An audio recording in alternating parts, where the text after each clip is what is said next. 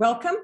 I am Judith Kelly, Dean of the Sanford School of Public Policy, and we are delighted to be able to have you join us for our Stand For Speaker Series, which is organized by our school, and it's created in honor of our founder, Terry Sanford. Terry Sanford said to students that if they got into politics, they had to get into it with a mind that they had to stand for something. Even if it defeated them, you have to stand for something, he said. And so it's with his inspiration that we've had a number of events this year that represent different areas that we as a school stand for, and our students stand for, and our faculty stand for. And so we've had events on human rights and justice. And today we're going to have an event about corporate social responsibility. And so we're really pleased that you're able to join us. As part of the Stand For series, we also have, this year we're doing something called the Sanford Challenge, which is an opportunity for everybody in our community to think about what they stand for and to share that with us. And so we have a link in the chat that we'll put there for you if you want to stand for something and share with us what you stand for. During these times, I think we're all being tested in different ways, and it is an opportune time to ask ourselves what we really stand for and what really matters to us. I want to thank the William R. Keenan Jr. Charitable Trust, the foundation, which is supporting this whole undertaking. And as I said, today we're highlighting corporate social responsibility. We're going to talk about how sustainable economic development is part of every corporation's responsibility. And we're so pleased to be able to have graduates of our own MIDP program who have gone out into the world and are doing good things come back and join us for this conversation. If you get intrigued about corporate social responsibility, we're going to be putting on an executive education opportunity in September for anybody who wants to learn more about how their company or their organization can engage in these types of practices. I think that today's world has made it more apparent than ever that collaboration between the civil sector, the public sector, and the private sector is absolutely essential for making progress on some of the most pressing problems the world faces, including, of course, things like developing a COVID vaccine and distributing it. So this is very, very relevant. I also want to invite you to join us in March when we are going to partner with the Center for Child and Family Policy to host another Stand For event with the Reverend Dr. Starsky Wilson, who is the CEO of the Children's Defense Fund. And that's going to focus on how children are adjusting at this time, their well-being, and how children well-being and racial equity intersects and go hand in hand. That's going to be on the 25th of March at 5 p.m. So make a note of it on your calendar. Today, we're partnering with Duke's Center for International Development here at the Sanford School. Like the Center for International Development, the Sanford School's mission is to improve lives and communities by researching the most pressing problems and to prepare our students for lives of leadership, civic engagement, and public service, and to do research on these topics and engage with the world around us. And so I'm really pleased to be introducing to you now the director of DCID, Eddy Maleski, who will be moderating our conversation today and introducing our alumni who are returning from their busy lives now to join us for this conversation. So over to you, Eddy. Thank you, Judith. Thank you very much. I'm really honored to be doing this today and sharing this conversation with our alumni.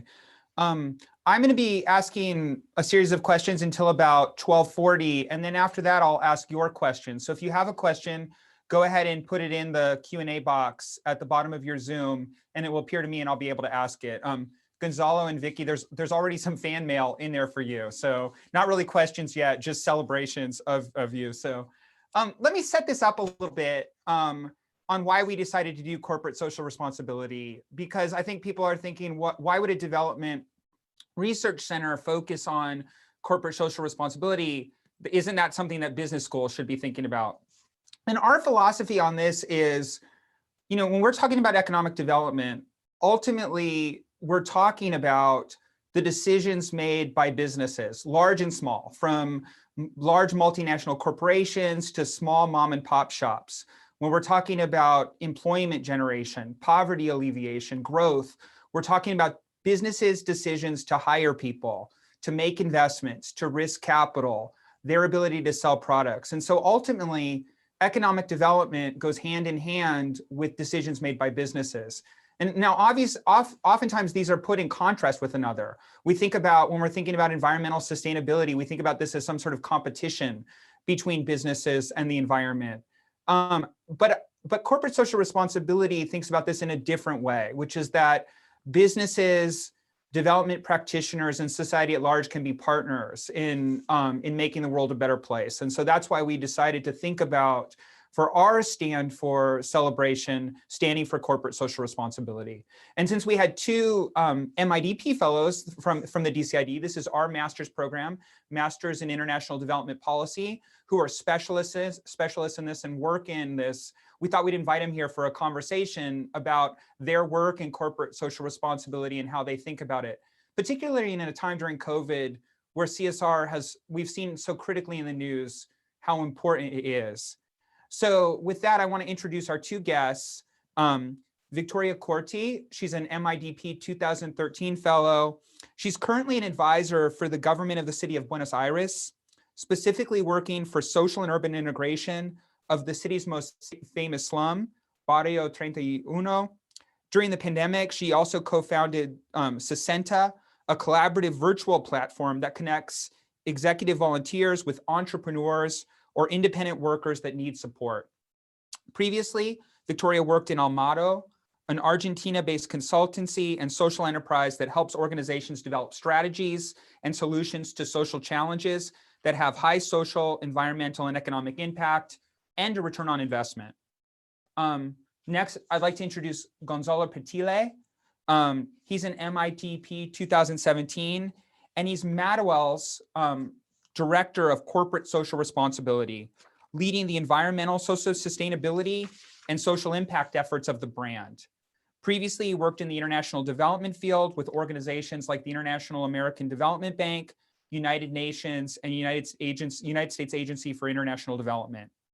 He also co-founded Mesa Goods, a social enterprise that provides sustainable job opportunities for more than 550 artisans from Guatemala, Honduras, and Peru. So Victoria, Gonzalo, thank you so much for joining us. We're really excited to talk to you today. So I thought I'd start this off with kind of a big question, but one that I think is important, which is to think about, what does corporate social responsibility mean to you? How do you think about it? How would you define it? So Victoria, why don't you start us off? Hi, everyone. You got me with the first one.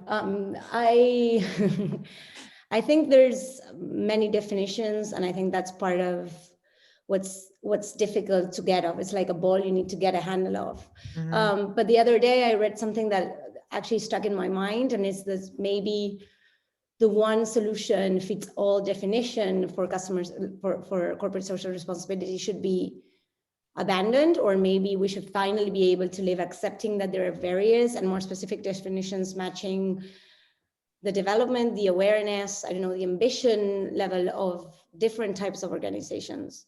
Mm. But I do understand that the lack of a single and maybe all-embracing definition does hamper the academic debate, or something that we still need to talk about to be able to differentiate different approaches. I profoundly think that it's a management concept. I think it's a set of activities of the way that a corporation achieves a balance among the economic, the social, and the environmental responsibilities. And I think that it's important to mention that talking about responsibility in corporations is definitely not new, and that we are not inventing something that's different from the past. We could even talk about Roman law and the orphanages, and I mean, corporations have been doing really good things for a long time, but it has evolved, and particularly I think it has expanded a lot over time. And I personally believe, again, it's definitely a management concept, and part of the evolution is taking it as closer to business models as possible. It's not a marketing strategy or a set of things. It's just a way of looking at businesses and consumers. About policies, about, operating practices, maybe that enhance both the competitiveness of a firm and advancing towards economic and social conditions for the communities they're involved in. That's a great answer. Gonzalo, so, this is something that obviously you go to work every day. This corporate social responsibility is in your job title. So when you think about, your work every day, how would you define it? So I think one of the important things is that we need to look at companies as part of a larger system. They are not like isolated entities that operate solely for the purpose of, bottom line. I think it's something that they are embedded in societies, in communities. They are part of countries. They provide, as you said at the beginning, Eddy, lots of job opportunities. So I think it's important to look at them as how they integrate and they incorporate that larger system, and also integrating that corporate citizenship to the purpose of the corporation in itself. I think that we are migrating from a CSR approach where usually it was a small initiative led by marketing teams that was trying to show that the companies were doing good, but without really having a long-term approach and a very, I would say, strong strategy behind it. We're now migrating into how we are looking at CSR as part of the core business of a company, and also embedding that into how companies do business nowadays. It has become, I think, something that now is a part of larger teams within a company. It's something that nowadays we see CSR departments within companies that they have full-blown budgets, teams. Sometimes those teams can go up to 50 or 80 people within those teams. So I think it's important to see how companies have a role in society, and how you can also make sure that the actions that you're taking as a company and the way that you're doing business integrate social, economic, and environmental impact. That's great. So I want to come back to this in a little bit, which is, both of you made a real point of distinguishing CSR from marketing. And I want to come back a little bit to that a little bit later. But first, I just want to do a little bit of brush clearing about, in your particular roles right now, CSR involves a lot of activities, right? It deals with environmental sustainability. It deals with inequality.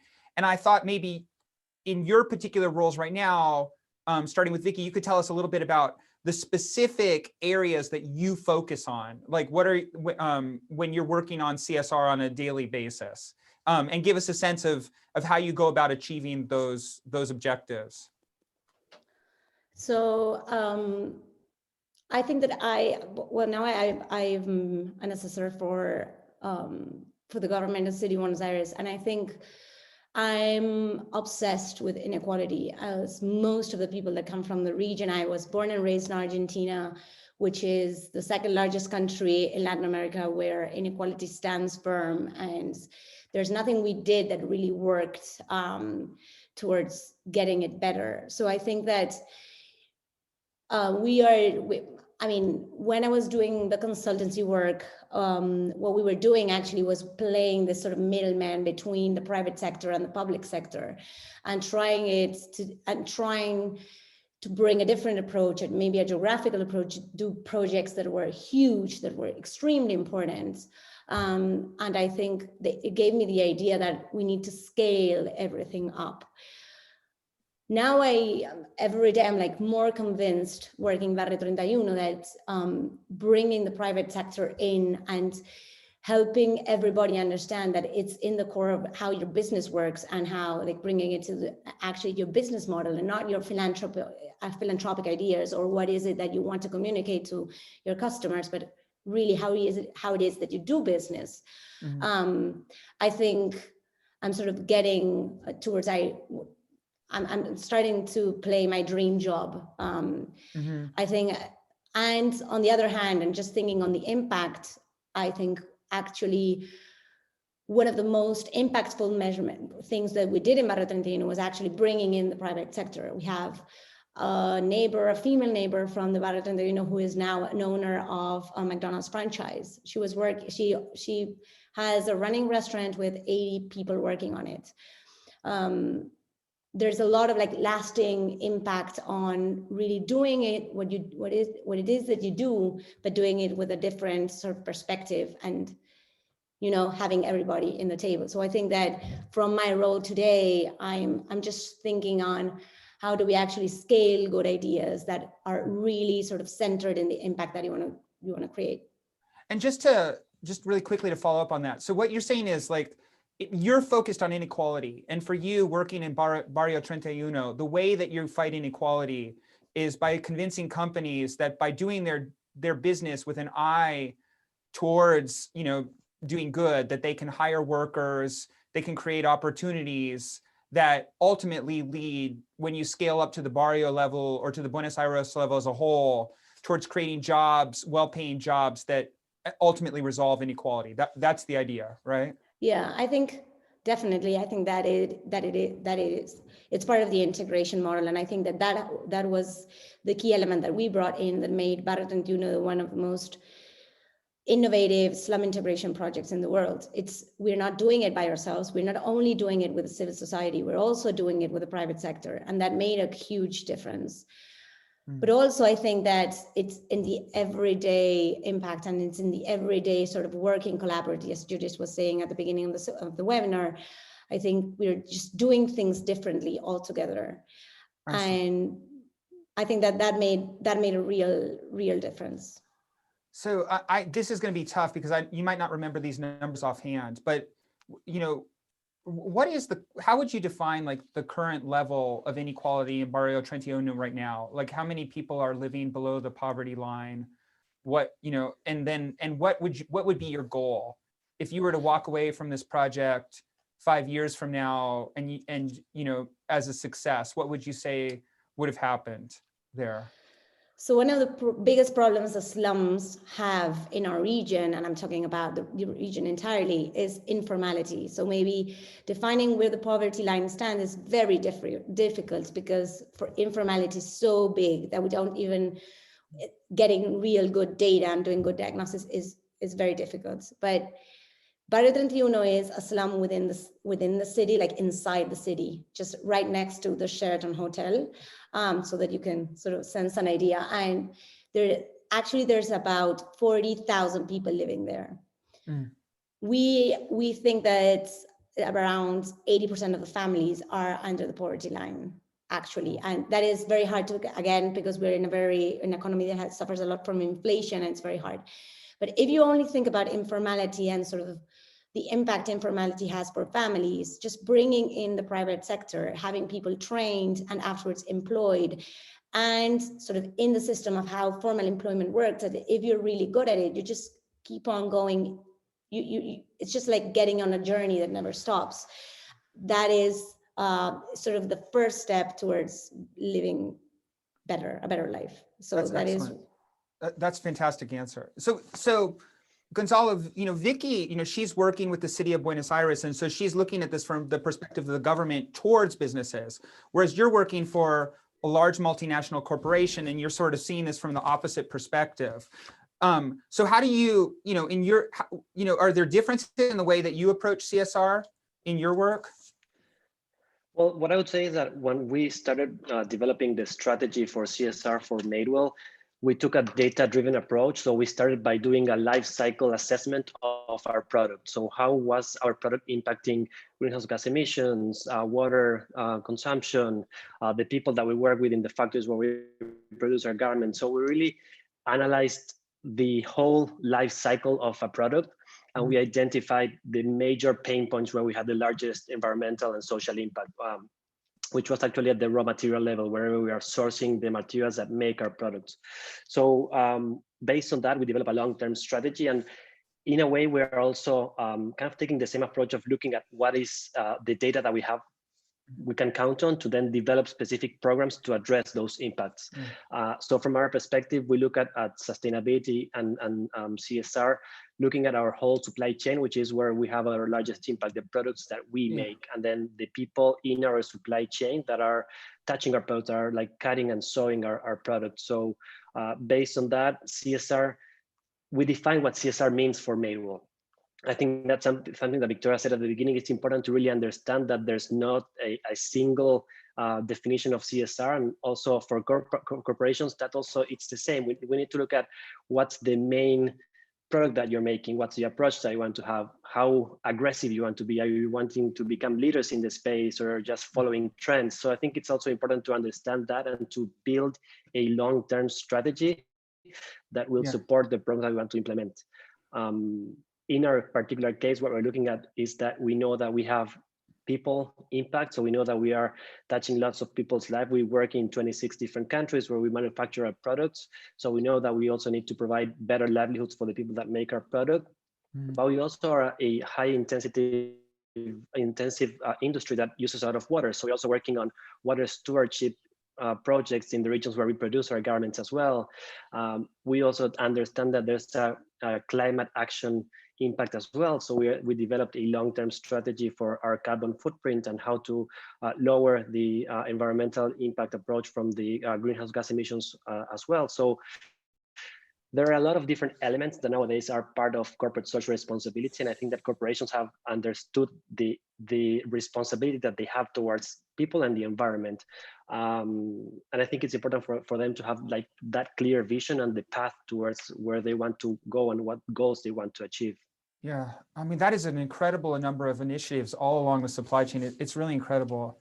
Gonzalo, let me ask you a tough question that is related to this. And I just want to, you know, a cynic, if we had a cynic in the room, they would say, look, CSR is just another fancy name for marketing. And companies won't do this activities if it ends up hurting the bottom line.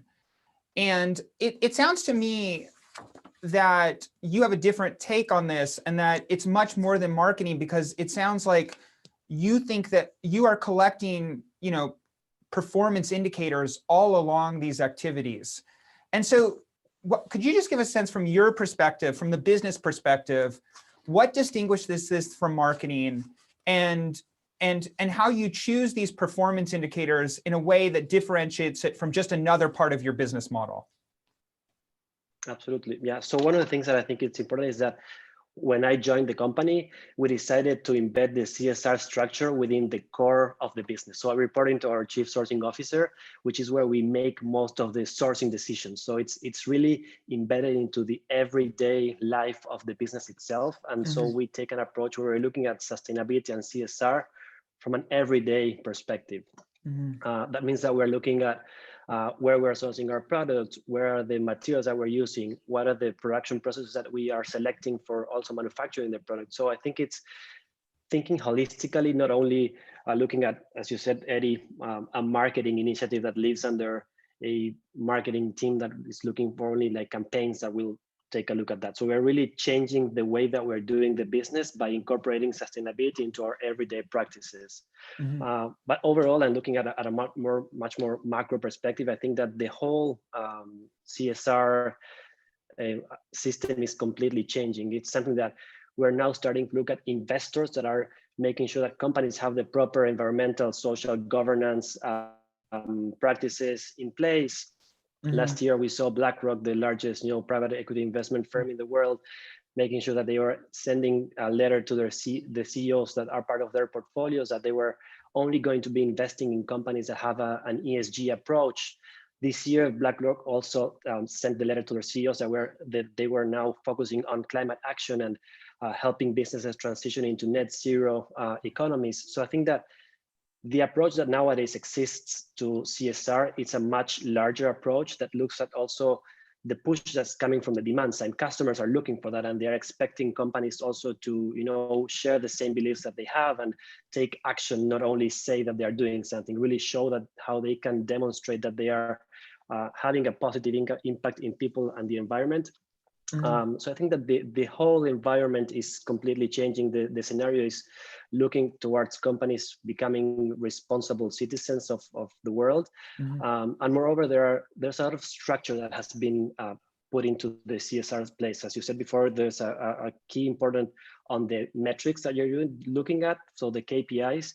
And there are different organizations that have started to provide guidelines of how to report on that. So there are different reporting initiatives like the SASB, the Sustainable Development Goals, that they provide companies structured approach to how they can measure and show progress towards sustainability. So I think it's important to understand that it's a growing field, it's evolving, it's getting a lot of attraction and really interest from consumers and the markets overall. So I think it's something that there's no turning back. Nowadays, companies need to have an approach to CSR and understand and measure their impact, because I think in the future, this is something that will become, important. It is already important with customers, but it's going to be more increasingly important. So companies that do not have a specific long-term approach to this, I think they will become obsolete, and evidently they will go out of market. Yeah. So you said a lot of important things there, and I just want to summarize a little bit of what you said to try and sort of pull out some key threads that I heard you say, and I want to make sure I understand.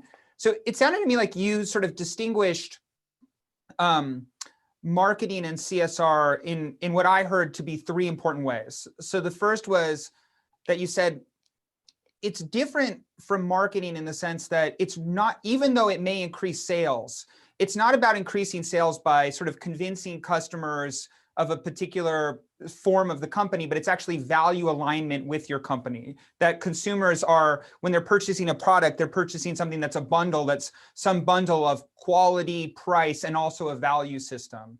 And then it said the second thing that you said was it's about more than just sales. It's about attracting investors that are interested in corporate social responsibility and ultimately improving productivity of places where you're working, that environmental sustainability and health lead to productivity of workers.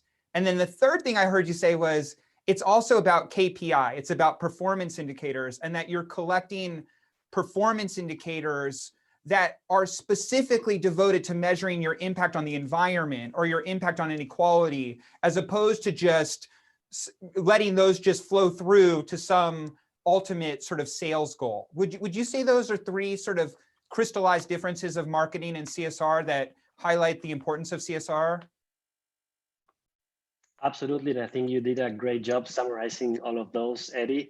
I think it's also something that's really important to note, that it's a continuously evolving field. It's something that as more research is coming to the way and more people are really getting involved in these activities, it's something that it continues to evolve.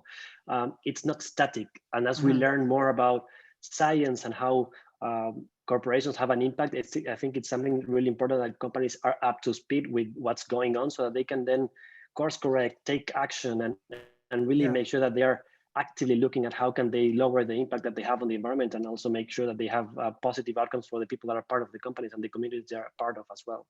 Great, that's fantastic. Okay, so I have a tough question for you, Vicky. Are you ready?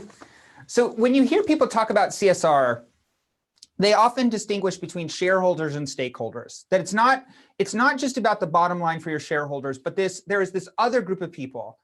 But stakeholders is this really big group, right? It includes workers and consumers and the society at large. And when Gonzalo's talking about his work, he's talking about the environmental impact that goes way beyond even the specific locations where the company is operating. So I have two questions for you. So when you define stakeholder, how do you define stakeholder in your work in Barrio 31? And second, and this is a more difficult one, how do you deal when the interests of stakeholders are not aligned, when they're in conflict? How do you sort that out as someone when you're advising companies or working with companies on the activities that they should take? Okay, so that's a very good question. I think definitely stakeholders is like a very big umbrella, and you don't know where it starts and where it finishes. But definitely, I think it's everyone who has sort of vested interest in the organization or the public policy or something that you're doing. interest. It's not everyone that's going to sort of benefit from it. It's also people that might not benefit from what you're doing. It's every single person that has a vested interest in that. And that includes everyone, customers, as Gonzalo was saying, investors, employees, potential partners, of course, civil society, nonprofits, everybody that sort of has an interest in what you're doing. And I think it is a very good question. And I'm happy, I totally agree with Gonzalo that this is constantly evolving, but I'm super thrilled to see that there is much more agreement and understanding today that corporate social responsibility activities create shareholder value. And of course, they do it in different ways. They directly improve financial performance, they maybe reduce costs, they increase revenues or reduce the risks of everyday work. But it does happen that you have some sort of, that they unbalance for some reason, or you do need to prioritize between them. I think we're all trying to balance them, and we're all trying to say that we're balancing, because prioritizing is very hard. Mm-hmm. But I think that if we have to have like that, the hard question of how do you prioritize between one or two stakeholders, if you have like sort of tension between them, I think the question just drains down to who you are and what is it that you do and what are the real commitments that you're doing. Mm-hmm. I think it makes, to the point you were saying before, it's not about creating symbolic CSR programs. It's about doing genuine actions of real commitments that the entire organization has, not only sort of managers, leaders, owners, I don't know, of C-levels. It's also like, who are we as an organization? Mm-hmm. To your point, what we're doing in Barrio, we are sort of obsessive with mapping every single stakeholder and trying to have a very clear sense, or the clearest we can have, on what are their interests, what are their needs, what is it that they are sort of, why are they interested in, what do they have for benefits, like where are they benefiting from, and why it might be endangering them. Mm-hmm. One of the biggest things that I got from Sanford is that every time you're doing something regarding development, you have to understand that there's a lot of people that are going to be better off if you are successful, but there's also people that are going to not benefit from that. Mm-hmm. And that's like, I don't want to call them the losers of it, but I think it's a very sort of realistic sense of how the real world works. Yeah. So what we try to do is we try to map them all, and we try to create public policy or better partnerships so that we can actually do what we have to do better. Yeah. That's a great answer. So Gonzalo, just to put a finer point on this, maybe you could give an example from your work where you've had to deal with a place where stakeholders' interests were not aligned, and how did you work through it in terms of coming up with a solution and a policy that you could apply? Well, luckily in my company, we have really very good support all the way from the CEO and also our board of directors. And I think that's something that it really made our job easier, in the sense that having top management level support makes it easier for us to implement the projects and the strategies that we have to develop in order to make our business more sustainable. So from that perspective, I'm really happy to say that we didn't have any challenges there as far as like aligning interest from the stakeholders that we have. But we do see that there's an increasing push from customers for more transparency and traceability from companies. So they are increasingly asking where my product was made, how it was made, who made it. So those are all critical information that are important for companies to start disclosing. And sometimes there's a little bit of a trade-off between the legal teams within companies as far as how confident or how comfortable they feel about sharing that level of information. I think that with COVID, it's something that it has really made an increase and a faster push towards transparency and traceability in particular. So I think that in our sense, that helped us move faster through the projects that we had. We're implementing a mapping also now initiative to understand where each one of our materials is coming from. But I think that those are all things that are really going to continue to evolve, and companies will feel more confident with sharing that level of information. Sometimes there's a trade-off of saying, the legal team say we don't want to share this because it may put us on risk. But then from the other portion, the CSR team say if we don't do this, we will be at higher risk. So it's a bit of a trade-off there, and really kind of like aligning internally on what level of information the companies feel comfortable with sharing. Last year, we released our first corporate social responsibility report, and we started including information as far as like greenhouse gas emissions, information on our employees, the different levels of vendors that we have and how we work with them and how we partner with them to improve their practices as well. So I think that disclosure of information is becoming increasingly like common practice among businesses as well. That's fantastic. So I love this idea of this sort of debate between the lawyers who are trying to protect intellectual property and where things are created, and this idea of transparency for the consumers. And so have you started to put these maps up online so consumers could get that information of who were the suppliers? Yeah. We started with a pilot project on one of our wool vendors that they helped us through blockchain technology map all the way from the farm level all the way down to the garment where the fibers are coming from. So these are things that it was a pilot project, but we know that this is the approach that we want to take with all of our fibers in the future. So we're working towards that greater transparency initiative and disclosing more information. But I would say also that one important thing here is that as long as the companies have the vision and the approach and a path of how to get there, I think that's the starting point. And we're working towards that greater visibility.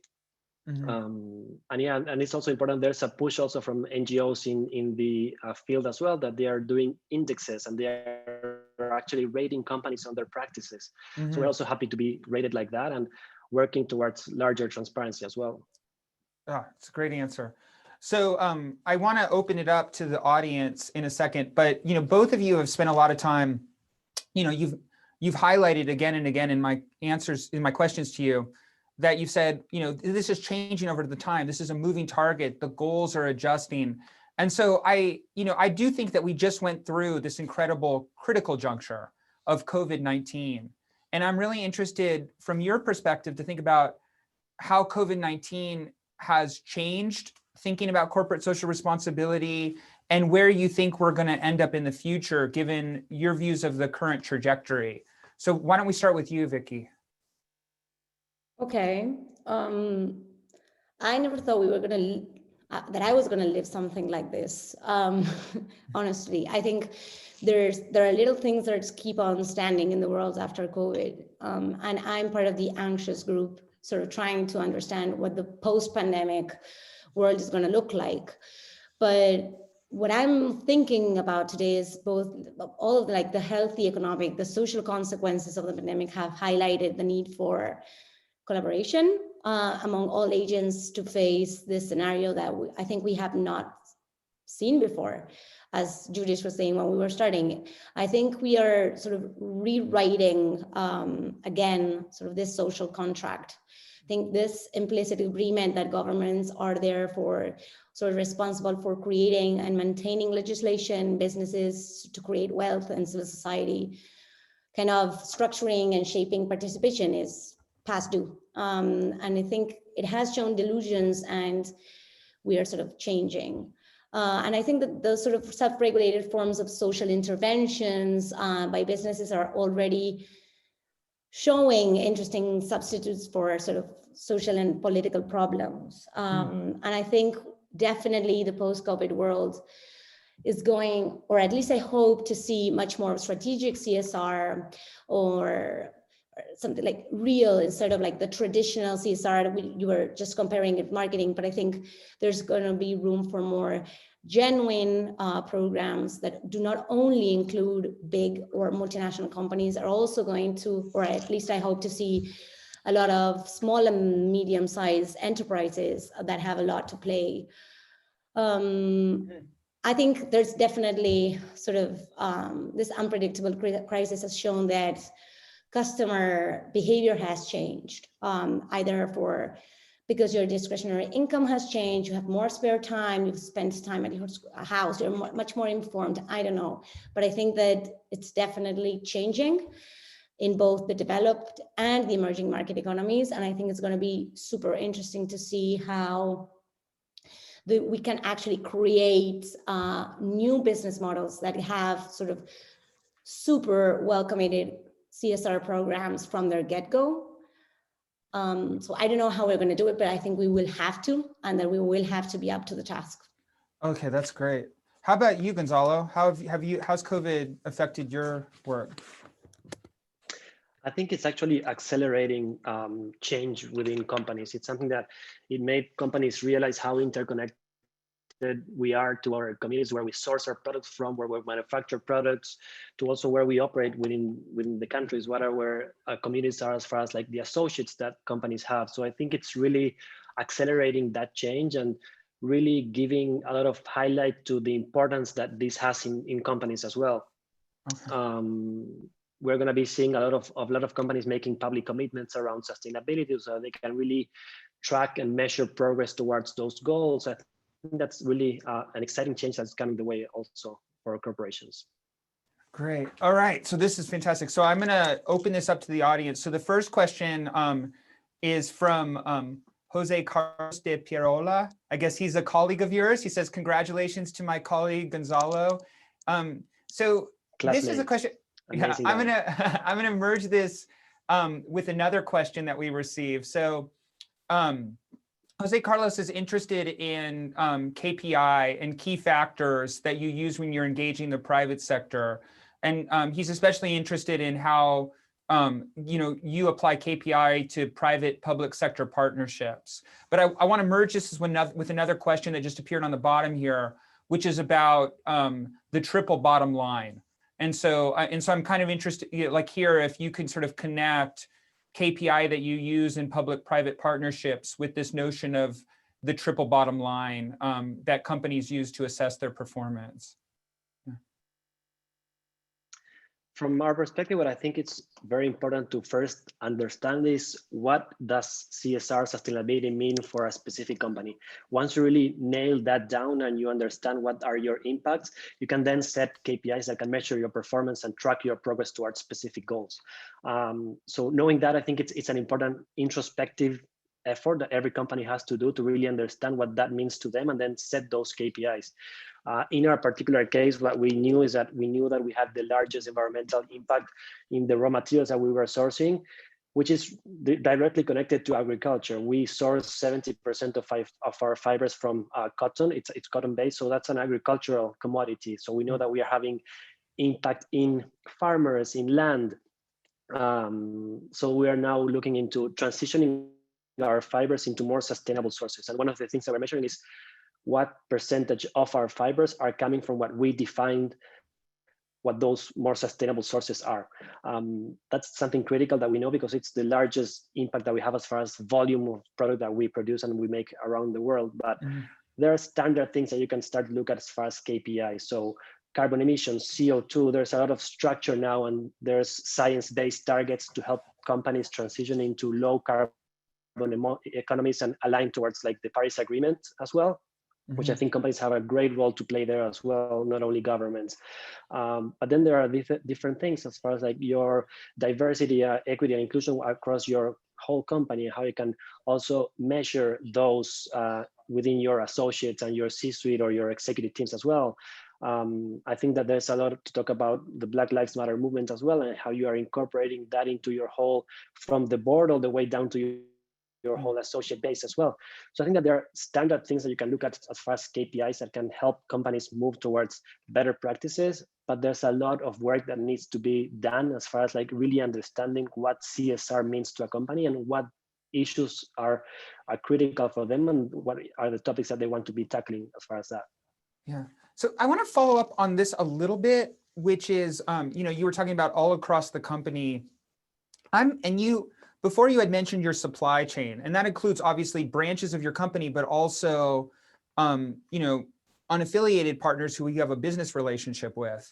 How do you go about working with those partners who you're buying product from, or who are working in your company, selling intermediate goods or doing services? How do you get them to buy Madewell's philosophy about corporate social responsibility? How do you how does that relationship work? So we work in 26 different countries, and we have vendors that are garment factories, mills that produce the fabrics, and we engage very closely with them. First of all, there's a whole structure that's related to policies that our vendors have to abide by. So vendor code of conduct, responsible sourcing practices that our vendors have to officially sign and agree as well. So that brings a lot of structure to how we're sourcing. We're also working very closely with them so that they are aligned to our overall sustainability strategy. So we're looking at what are their environmental impacts are and what the plans they have in place as well. We're looking at how they are engaging with their own employees. So it's really making sure that we're able to show what we stand for so that they know how to align with that as well. And usually these are very long-term relationships. Most of the partners and the vendors that we have been working with our company for more than 10 years, sometimes even more. So they know who we are, and we really have a strong connection and a strong partnership that allows for those initiatives to happen in a much better and structured way. And then we also incorporate measurements into their performance as well. We have vendor scorecards, and sustainability is also one of the things that we're actually measuring from our vendors as well. And we also recognize efforts from our partners. So we have also awards that we give to our vendors based on their own performances and how they perform as far as the scorecards that we have created for them as well. Is it all carrots or is it sometimes sticks? So you give them awards for good CSR, but have you ever had to rethink a vendor relationship because they weren't as committed as you were? It happens, and when that happens, we have zero tolerance policies as well. So there are some specific topics that if we find something like that, we completely terminate a vendor relationship. Luckily, that has never happened since the moment I joined the company 3 years ago. But yes, those are also policies that are in place and things that our vendors know. So they need to also, be responsible in their own ways if they want to continue doing business with us. Okay, excellent. I think Eddy, sorry, I was super. Jump in. I have a specific question for you that's coming, but I want to hear your answer on this too. I just think that this is the key point to making CSR more genuine and much more sort of scalable. I think that throughout sort of the impact industry and everybody who's trying to actually sort of commit to something and do it for real, measurement and how to actually be accountable for that is very hard, because people, or I think consumer behavior is getting more anxious and more desperate we need more specific information on what you're doing. But if we get into all the details Gonzalo was saying, it's also very expensive and very hard to measure all this and sort of to have customized indicators or measurements, tools for all this. And I think that is one of the biggest sort of, I think we need to unleash something. There's something that we have to do, or we have to think of it better, do much more, or put much more energy towards how do we gonna actually create things or measurement tools or something that I can actually make smaller and medium-sized companies be able to be accountable with if they get the big things, they sound all the time, it looks like they're greenwashing, because tell me that, so there is all the middle players are sort of being limited by the fact that it's very hard to measure the real impact that you're doing in the community, for example, that you're involved in. Wow. So following up on that a little bit, because we're getting a lot of questions about public-private partnerships. And since, you essentially work in a public-private partnership, there's specific questions about how you structure these public-private partnerships in a way that can promote better CSR. And this is sort of the opposite version of the contracting relationship. When you're working in Barrio 31 and you're partnering with private sector corporations on initiatives within it, what is the way that you structure those contracts that keep them committed to the CSR goals of the project? So this is, I think it's an incredible question. We actually invented legal instruments or ways of getting related with our partners And they all look different because again, we found that there's like no one size fits all thing. There's no one sort of instrument we can pull down and say, this is the way we have to work together. Because what they want to do and what they can do and how they work or how they operate is very different. So what we're trying to do is we're trying to actually make sort of like working groups and opening it to academia and everything that can actually help us create sort of instruments that can be scalable. What we did today is actually creating instruments as like, for example, if you're going to franchise with someone from the right, what is it that you can do and what is it that you can do and what should I be doing? Because again, if we're rewriting the social contract and we are sort of saying that we can all participate in what we're doing, but in a different way, we also have to set like some rules and try to, and those are many times are not there. We just have to create them. So there's no like one answer to that. I think that we're actually, if we were the private sector, I could tell you we're A/B testing, but since we're not, I'm just saying that we're sort of building instruments and creating whatever we need to create to be able to get stronger partnerships. I think we have to create to be able to work together. Yeah.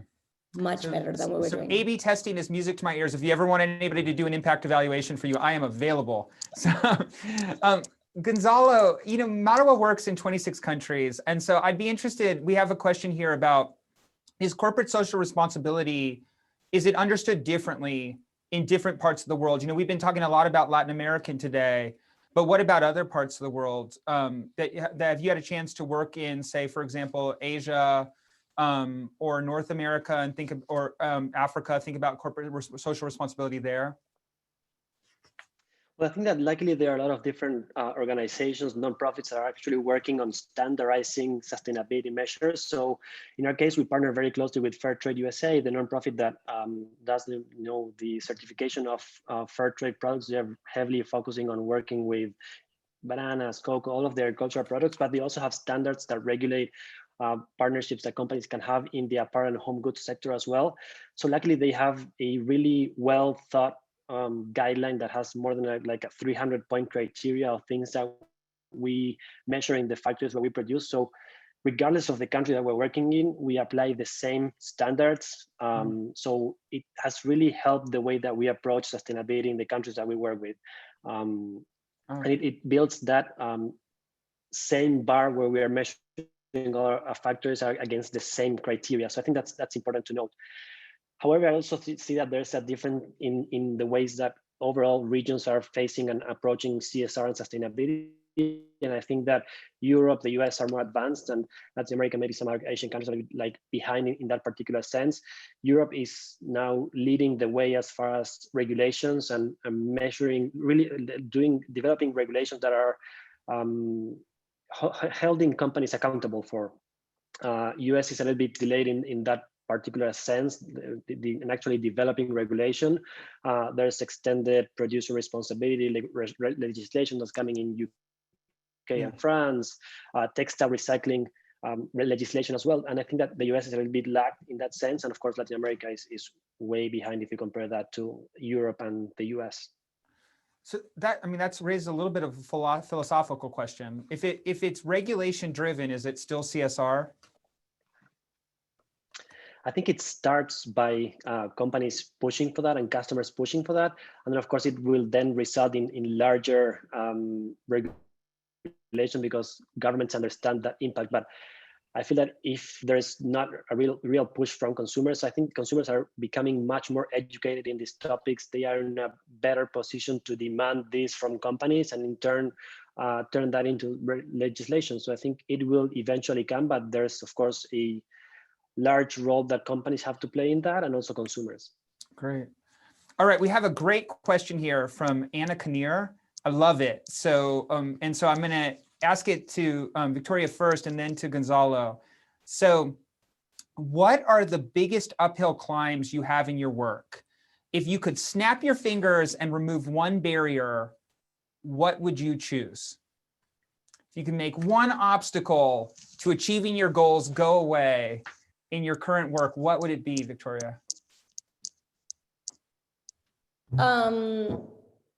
I think It's a great question. I think I couldn't choose one, but I think the first one that I can think of is ego. I think that it's many times when we're trying to create great partnerships, it's all about who comes first, or who am I, or I've been working on this issue or this problematic for many years. And that's totally understandable, but I think that to be able to scale great projects and do things incredibly good for the world, we need to work much more collaboratively. And one of the things that I feel we need to uncap it from is our own ego, and we need to sort of work together. There's no way of getting out of this by ourselves, and it doesn't, and maybe we could go faster if we go by ourselves, but definitely we are going to go much further away if we go together. So I think that we need to sort of listen to each other. We need to work. I think there's, especially when you go to like grassroots, or you need to do something that has a lot of like territorial work or understanding of the problematic. If you get more people in the table, that's better. But we need to be able to listen to each other. We need to work. There's no way. Another thing that happens to me a lot is trying to destroy everything that has been done before. Mm-hmm. And I think that is that is not okay, because we have to learn from what we did and did not work.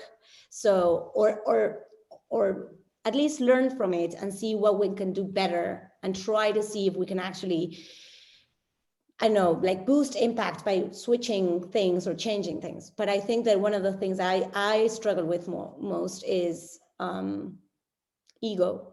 Ego. How about you, Gonzalo? Well, in our case, we work with a lot of companies that are startups that are right now starting to develop solutions to problems that we have, as far as recycling technologies that are available for companies and different innovations that are specific to the market.